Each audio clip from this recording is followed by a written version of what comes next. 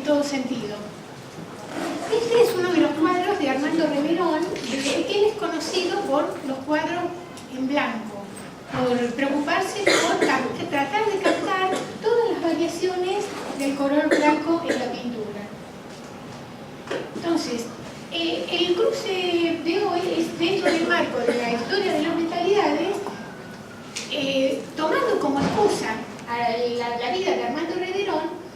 Vamos a analizar la validez del diagnóstico que fue puesta en su tiempo, del diagnóstico y el tratamiento empleado, y eso nos va a permitir ver el cruce entre antropología y psicoanálisis y hacer un breve paneo de la historia del movimiento culturalista en psiquiatría, que ya está olvidado.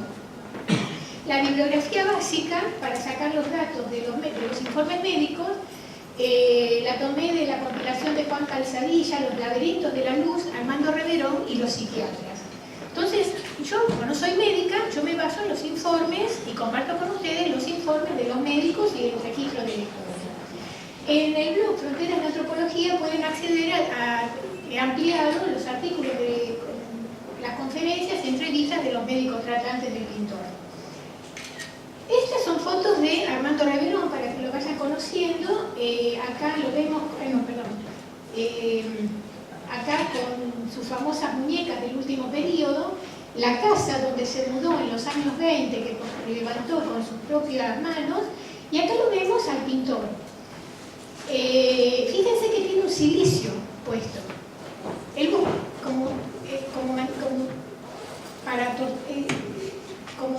para flagelarse, para autoflagelarse, y al punto, fíjense, ¿qué tiene acá?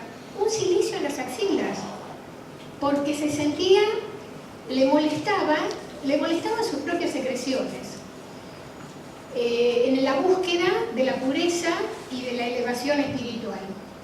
Esto es algo que conviene tomar en cuenta.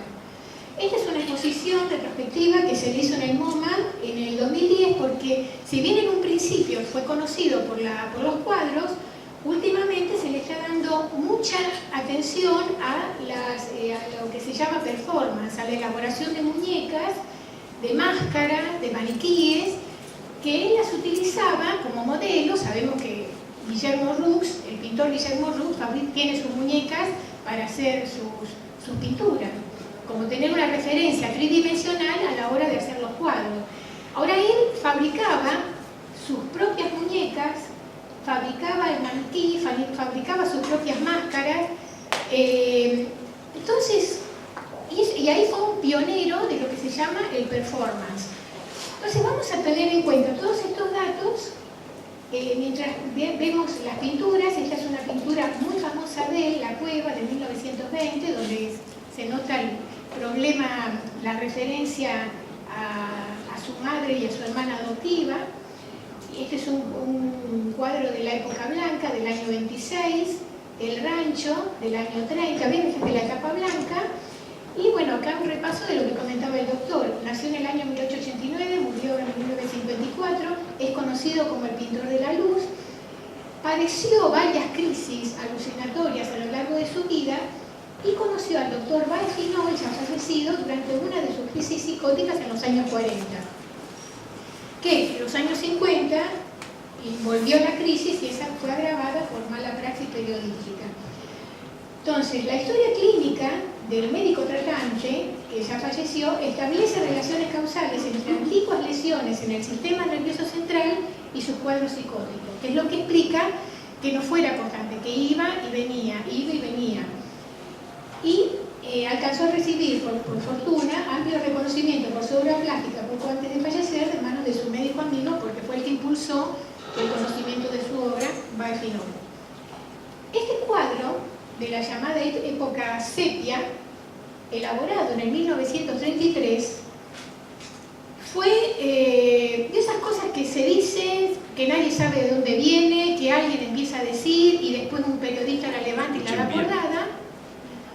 El hecho es de que hubo un periodista que en los años 50, cuando él estaba en medio de la crisis, fue a hacerle un reportaje y se enteró del cuadro sepia, y como se enteró también de que él hacía sus propias pinturas y sus propios pinceles decir, en parte de la búsqueda personal, publicó de que este cuadro lo hizo con su propio excremento. Se imagina que eso, que uno piensa desde el punto de vista racional, es coherente dentro de un discurso racional, pero hay que ver si era de acuerdo con los hechos. Lo que pasó fue que agudizó las crisis psicóticas de Reverón, que superó antes de morir.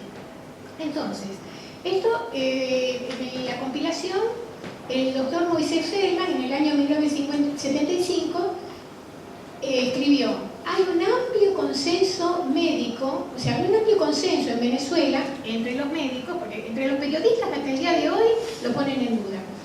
Pero los médicos, que es lo que nos interesa, desde 1955, que es cuando se empezó a discutir el asunto, que Reverón escapa de las clasificaciones que ofrece el Manual de Diagnóstico Estratégico de los Trastornos Mentales y que su obra no es producto de la perturbación. Pero esto también nos lleva a parte de lo que queremos analizar acá. ¿Qué tipo de psicoanalista fue Baefinol?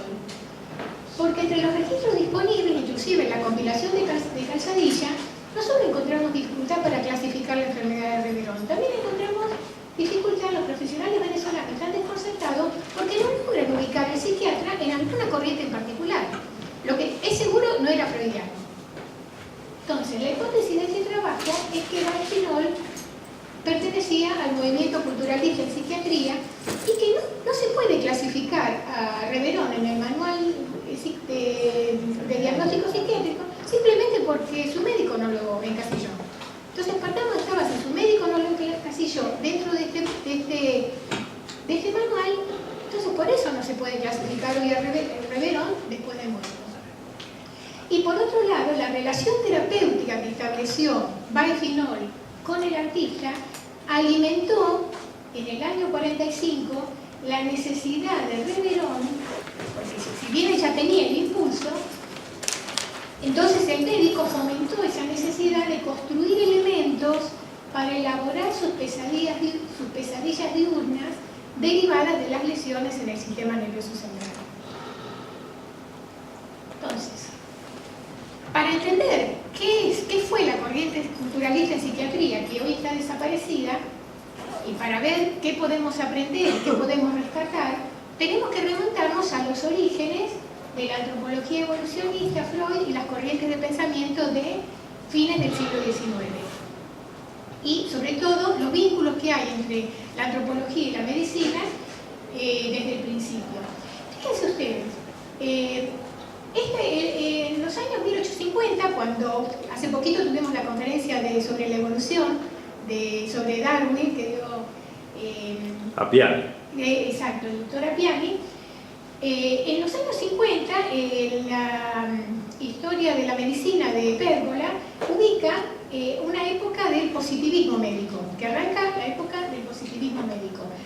Entonces, Pérgola menciona que en Alemania se da el positivismo alemán con el inicio de la fisiopatología a cargo de Virchow y su teoría de la patología celular, que los que se enferman no es el cuerpo en general, sino que son las células específicas del cuerpo. Las células funcionan mal, las células que funcionan mal inflaman los tejidos y eso genera los problemas. Una visión que realmente fue lo que dio el comienzo de la medicina moderna. Y aunque partió de una teoría que él empezó a comprobar, conviene tener en cuenta que la diferencia entre la teoría y las especulaciones es que una teoría se corrobora con los hechos y cuando van pasando los años se van profundizando y nunca pierde vigencia. Y lo que pasa con la teoría de la patología celular, que dio lugar a la moderna biología molecular, sino también lo que pasa con el positivismo francés a manos de Bernard, con la teoría de la secreción interna y su concepto de homeostasis o equilibrio interno, que es una visión anatomoclínica, que fíjense que en los años 40 otro psiquiatra se basó en el concepto de homeostasis para establecer la teoría de la homeostasis interna y cibernética, hizo todo un modelo cibernético y matemático de las secreciones internas, lo que habla de la vigencia de los postulados teóricos.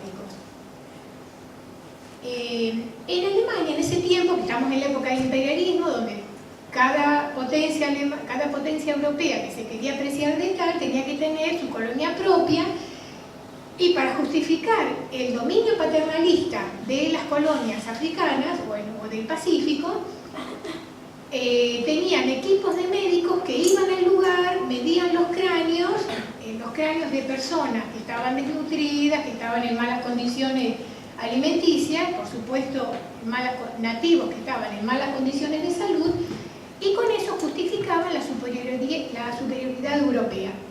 Entonces, Virchow, que fue un médico con mucha inquietud social, fundó la Sociedad Antropológica Alemana y él diseñó un proyecto y llevó a cabo un proyecto en su momento muy revolucionario, porque estaba ya también en la sociedad flotando en la ideología de que los alemanes eran la raza superior.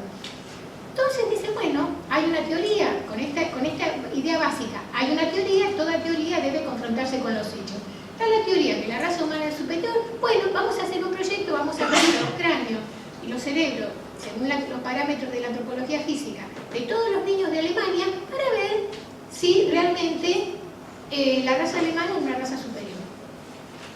Y demostró de que el tipo racial germánico simplemente no existe.